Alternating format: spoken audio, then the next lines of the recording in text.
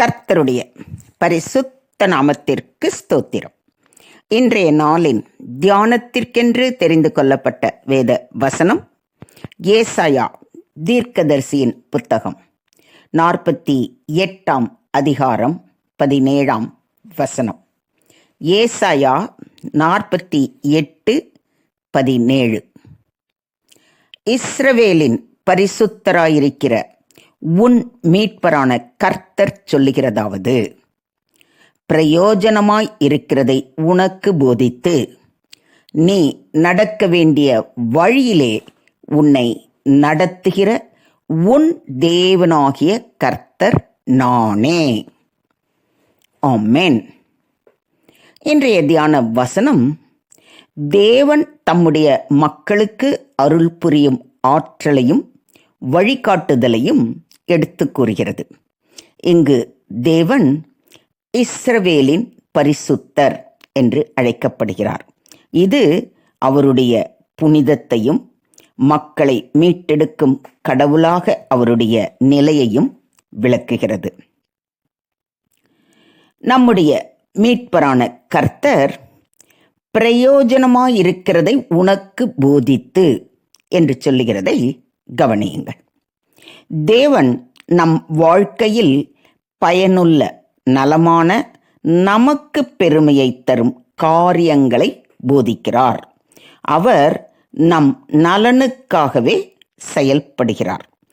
எதை செய்ய வேண்டும், எதை தவிர்க்க வேண்டும் என்பதற்கான அறிவுரைகளை தருகிறார். அடுத்ததாக அவர் கூறுவது, நீ நடக்க வேண்டிய வழியிலே உன்னை நடத்துகிற தேவன் என்று சொல்வதை கவனியுங்கள். தேவன் நம்மை சரியான வழியில் நடத்துகிறார். நம்மால் எதையும் தெரிந்து கொள்ள இயலாத பல சூழ்நிலைகளிலும் அவர் நமக்கு வழிகாட்டியாக செயல்பட்டிருக்கிறார். அவர் காட்டும் வழியே நம் வாழ்வின் நன்மையை செய்யும் வழியாகும். இன்றைய தியான வசனத்தில் உன் தேவனாகிய கர்த்தர் நானே என்று கூறுவதை கவனியுங்கள். இது நம் மீட்பர் தேவனானவர் நமக்காக செயல்படுகிறார் என்பதை குறிக்கிறது. அவர் நம்மை கைவிட மாட்டார். நம்முடைய வாழ்வில் வழிகாட்டியாகவும் பாதுகாவலராகவும் இருப்பார். மொத்தத்தில் இன்றைய தியான வசனம் தேவன் நமக்கு நல்லதை மட்டும் போதித்து நம் வாழ்க்கையின் திசையை வழி நடத்தும் அவர் மட்டுமே நம்முடைய தேவாதி தேவன், கர்த்தாதி கர்த்தர் என்று உறுதியளிக்கிறது. இன்று நம்முடைய வாழ்க்கையிலே நாம் நலமான விதத்தில் வாழ்வதற்கு நம்மை நடத்துபவர் ஒருவர் உண்டு என்பதை அறிந்து அதன்படி வாழ்கிறோமா? இதை தான் நாம் இன்னைக்கு சிந்திக்கணும். ஏன்னா ஆண்டவர் என்ன சொல்றாரு? பிரயோஜனமாயிருக்கிறதை உனக்கு போதித்து. ஸோ அவர் ரெடியாக இருக்கிறார். நமக்கு ஒருத்தர் போதிக்கணும் அப்படின்னு சொன்னால் நம்ம முதல்ல அவர்கிட்ட போகணும் இல்லைங்களா? அப்போ தானே போதிக்க முடியும். நீங்கள் உங்கள் பையன் கிட்ட வந்தால் தான் அவனுக்கு நல்லது கெட்டதெல்லாம் சொல்லுவீங்க.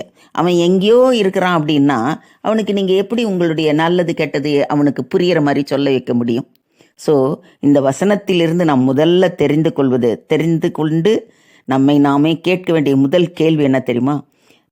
பிரயோஜனமானவற்றை போதிக்கிற தேவனுக்கு அருகில் நான் இருக்கிறேனா? அவர் போதிக்க தயாராக இருக்கிறாருமா?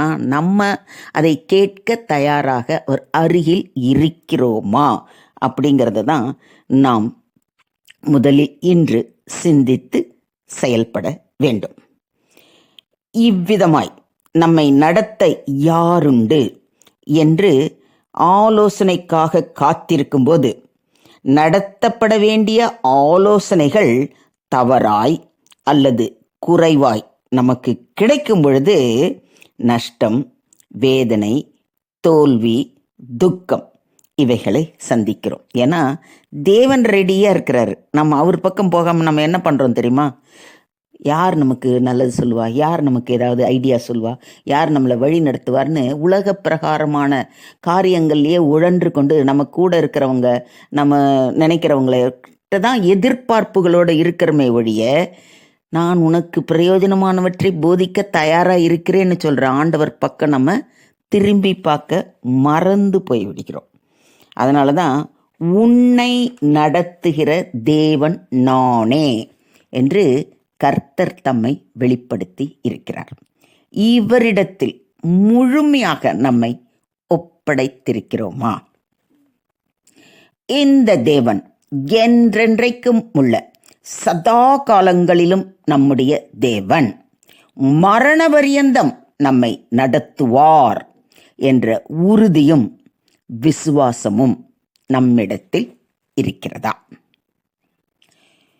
உங்களில் நற்கிரியையை தொடங்கினவர் அதை இயேசு கிறிஸ்துவின் நாள் பரியந்தம் முடிய நடத்தி வருவார் என்று அப்போஸ்தலனாகிய பவுல் கூறியிருக்கிறாரே, அந்தபடியே நம்மை செம்மையான பாதையில் நடத்தி இம்மையில் ஆசீர்வாதத்தையும் மேன்மையையும் நன்மையையும் பெருகச் செய்து நித்தியத்தின் சகல ஆசீர்வாதங்களையும் அனுக்கிரகம் செய்வார் என்பதை விசுவாசிக்கிறீர்களா? அநேகர் இதை அறியாதபடி தங்கள் மன விருப்பத்தின்படியும் தேவன் அல்லாதவர்கள் தேவனென்று சொல்லும் ஆலோசனையின்படியும் நடந்து அவதியடைகிறதை நாம் அனுதினமும் பார்க்கிறோம். எப்பயாவது இல்லை, இப்போல்லாம் அது ரொம்ப கேஷுவலாக நடக்குது இல்லைங்களா? அவர் சொன்னார்னு நான் செஞ்சேன்ப்பா, எனக்கு அது ரொம்ப பிரச்சனையை கொண்டு வந்துருச்சுப்பா அப்படின்னு சொல்லி வருத்தப்படுறவங்க நிறைய பேர் இருக்கிறாங்க. ஆனால் நாமோ நம்மை நித்திய வழியிலே நடத்தக்கூடிய இயேசுவின் வழியில் நடக்கும் பொழுது ஆசீர்வதிக்கப்படுவோம். இதை விசுவாசிக்கிறீங்களா? என் நாமத்தினாலே பிதா அனுப்ப போகிற பரிசுத்த ஆவியாகிய தேற்றரவாளனே எல்லாவற்றையும் உங்களுக்கு போதித்து நான் உங்களுக்கு சொன்ன எல்லாவற்றையும் உங்களுக்கு நினைப்பூட்டுவார் என்று நம்முடைய ஆண்டவராகிய இயேசு கிறிஸ்து கூறுகிறார். பரிசுத்த ஆவி, அதாவது பிதாவால் இயேசுவின் நாமத்தில் அனுப்பப்படுகிற ஆவியானவர் நமக்கு எல்லாவற்றையும் கற்பிப்பார். இயேசு சொன்ன புத்திமதிகள் எல்லாவற்றையும் நமக்கு நினைவுபடுத்தி அதன்படி நடக்க செய்வார். தேவன் தமது ஆவியினால் நம்மை கற்பித்து வழிகாட்டுவார். நான் உனக்கு போதித்து நீ நடக்க வேண்டிய வழியை உனக்கு காட்டுவேன், உன்மேல் என் கண்ணை வைத்து உனக்கு ஆலோசனை சொல்லுவேன் என்று வாக்களித்திருக்கும் தேவனின் பாதம் அமர்ந்து அனுதினமும் அவரது வார்த்தைகளை வாசித்து தியானிப்போம். அப்பொழுது நீங்கள் வலதுபுறமாய் சாயும் போதும் இடதுபுறமாய் சாயும் போதும் வழி இதுவே, இதிலே நடவுங்கள் என்று உங்களுக்கு பின்னாலே சொல்லும் வார்த்தையை உங்கள் காதுகள் கேட்கும். ஏனெனில் கர்த்தருக்கு பயப்படுகிற மனுஷன் எவனோ அவனுக்கு தாம் தெரிந்து கொள்ளும் வழியை போதிப்பார் என்று வாக்களிக்கப்பட்டிருக்கிறது. எனவே மனிதர்கள் நம்மை வழிநடத்த வேண்டும் என்று எதிர்பார்த்து காத்திராமல் தேவனே எனக்கு வழிகாட்டுவார், அவரே என் மேய்ப்பர், அவர் என்னை புல்லுள்ள இடங்களில் மேய்ப்பார் என்ற பரிபூர்ண விசுவாசத்துடன் அவர் பாதம் பணிவோம். அவரே நமக்கு பிரயோஜனமானவற்றை போதித்து நித்திய வழியிலே நம்மை நடத்துவாராக. தேவனுக்கே மகிமை உண்டாவதாக. ஆமேன், ஆமேன், ஆமென்.